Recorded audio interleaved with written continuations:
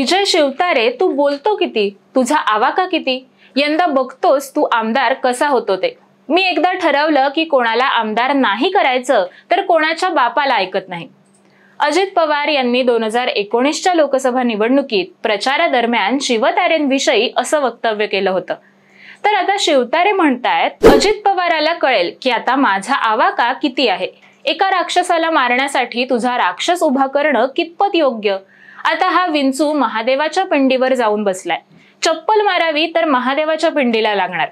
ते महादेव म्हणजे आपले पंतप्रधान नरेंद्र मोदी। पंतप्रधान नरेंद्र मोदी सांगतात की घराणेशाहीला आळा घातला पाहिजे, मग दोन्ही पवारांनाच संपवलं तर कुठे काय बिघडणार। अशा प्रकारचं वक्तव्य विजय शिवतारे हे करतात।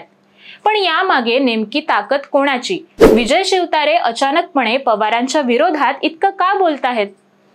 विजय शिवतारे यांच्या या भूमिकेचा फायदा किंवा तोटा कोणाला प्रत्यक्ष किंवा अप्रत्यक्ष होणार आहे? महायुतीचा धर्म पाळायचा अशी व्याख्या असताना सुद्धा ती प्रत्येक जण पाळत असतो, मग विजय शिवतारे यांना ती लागू नाही का? विजय शिवतारे यांनी या काही दिवसात अनेक वेळा एकनाथ शिंदे यांची भेट घेतली, मात्र तरी सुद्धा ते आपल्या भूमिकेवर ठाम आहेत।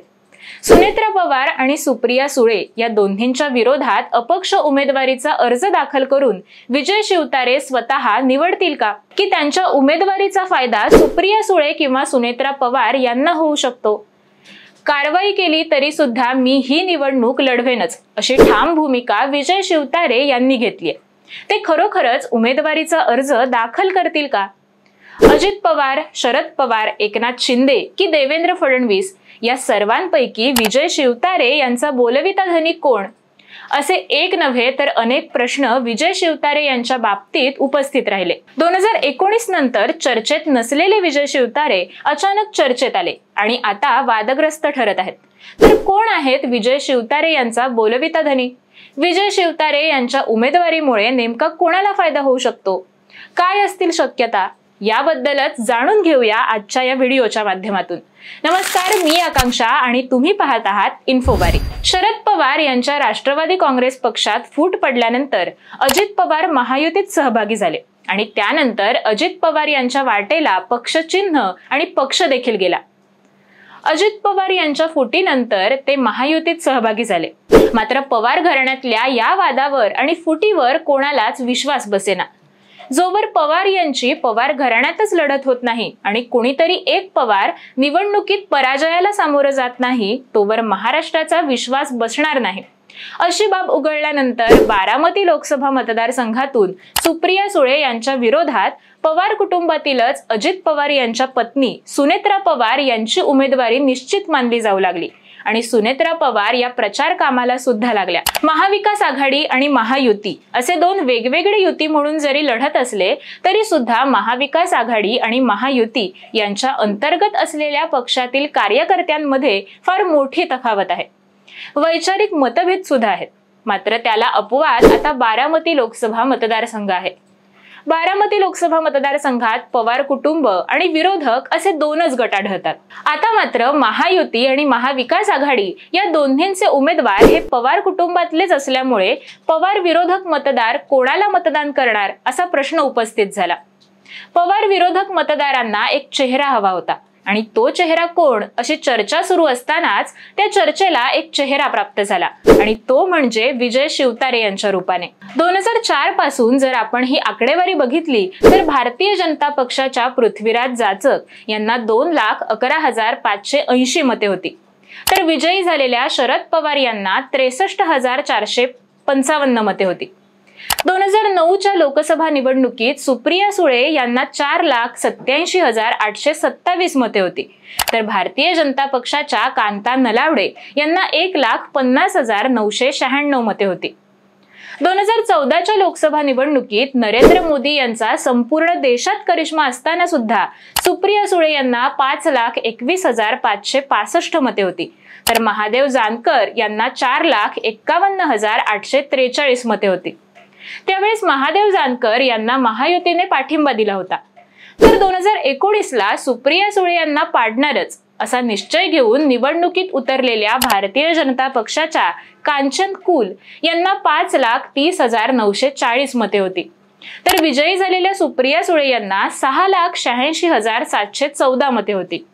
म्हणजे एकूणच काय 2004 आणि 2009 यांच्या तुलनेत 2014 आणि 2019 या निवडणुकीत पवारांच्या विरोधातल्या मतदारांची आकडेवारी ही जवळपास 5 लाखांच्या घरात आहे. म्हणजे बारामती लोकसभा मतदारसंघात पवारांना विरोध असणाऱ्या मतदारांची संख्या 5 लाखांच्या घरात असल्यामुळे आता महायुती आणि महाविकास आघाडी या दोन्हींचे उमेदवार हे पवार कुटुंबातूनच पुढे येत असल्यामुळे पवारांच्या विरोधातलं मतदान हे सुप्रिया सुळे किंवा सुनेत्रा पवार यांच्या पारड्यात पडण्यासाठी काही राजकीय गणित आणि आकडे हे महत्त्वाचे होते आणि त्यातूनच विजय शिवतारे यांच्या बंडाचा उगम झालेला दिसतो.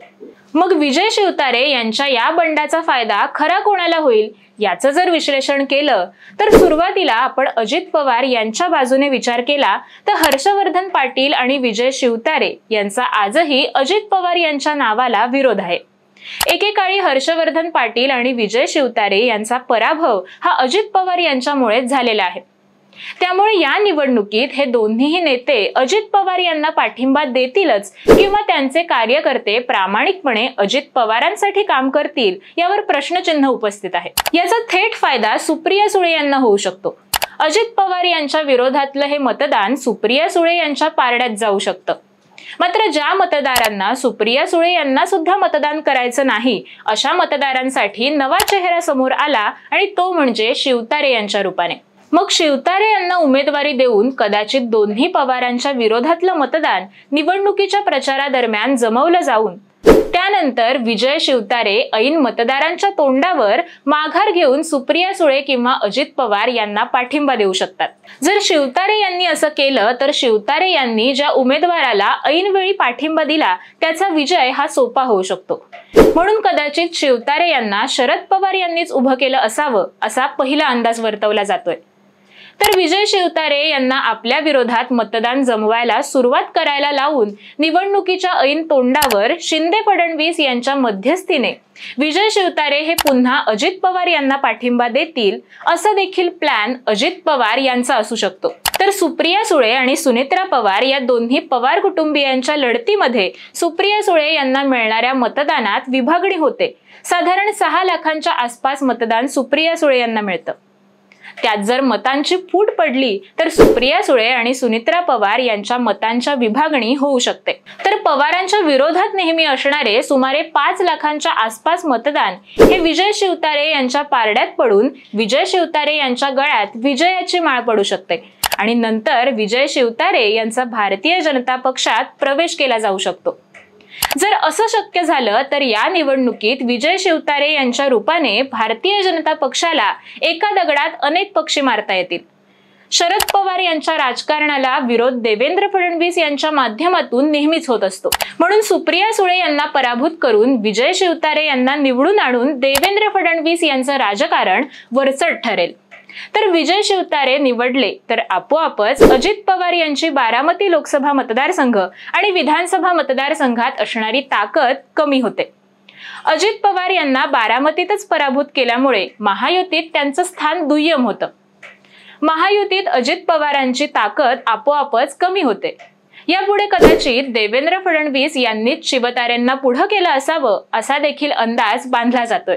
एकूणच काय विजय शिवतारे यांच्या इथून पुढच्या भूमिका या काय असतील हेच भविष्यात ठरवतील. सुनेत्रा पवार आणि सुप्रिया सुळे या दोन्ही उमेदवारांना विजय शिवतारे यांची उमेदवारी ही अडचणीची ठरणार आहे. या दोन्हींच्या उमेदवारीमध्ये विजय शिवतारे कदाचित बारामती लोकसभा मतदारसंघात विजय प्राप्त करू शकतात अथवा ज्याला पाठिंबा दिला त्याला सहज निवडून देखील आणू शकतात. सध्या शिवतारे यांची भूमिका पाहता शिवतारे माघार घेण्याच्या मनस्थितीत नाहीयेत. मात्र भविष्यात ते काय भूमिका घेतात यावर त्यांचा बोलविता धनिक कोण हे समजू शकेल. शरद पवार, अजित पवार, देवेंद्र फडणवीस की स्वतः शिवतारे हे येत्या काही दिवसात दिसेलच. याबाबत तुम्हाला काय वाटतं कमेंट करून आम्हाला नक्की कळवा. आणि हा व्हिडिओ आवडला असेल तर लाईक करा, शेअर करा आणि आमच्या चॅनलला सबस्क्राईब करायला विसरू नका.